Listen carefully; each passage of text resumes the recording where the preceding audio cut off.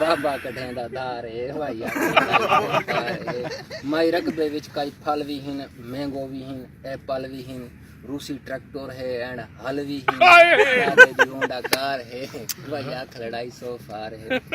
उस जवाब देता है कि how so great it right you, I was taking light you, tell hobby which excite you, it may be found out fight you। मैं कहा yes, my hobby I teach you to cook, मैं सब कुकुड़ा को पढ़ाए जैसे my hobby I teach you to cook, I daily tell them how to lad, kill मार and चुंझ नाल फाड़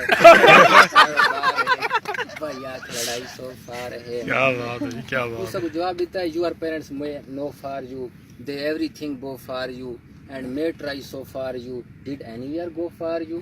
मैं पता लगा रिश्ते की गल पे करनी, यस रिश्ते की वाकिंग टाक है, बात चल रही है वाकिंग टाक रिश्ते की वाकिंग टाक है, नव मंगनी नहीं अनलाक है, ये सटोरी वंडर नाक है, सोरे दे सिर ते भार है, भाई आख लड़ाई सो फार है। अब उस जवाब देता है उसका कहे you don't think I time kill, I may try my life till, if another you have nil, no more talk I just will। मैं कह no no you मेरा will beat me, ये सारा उसा बीट मी, तत्ती रेत तो घसीट मी, इतना डबल खड़कार है।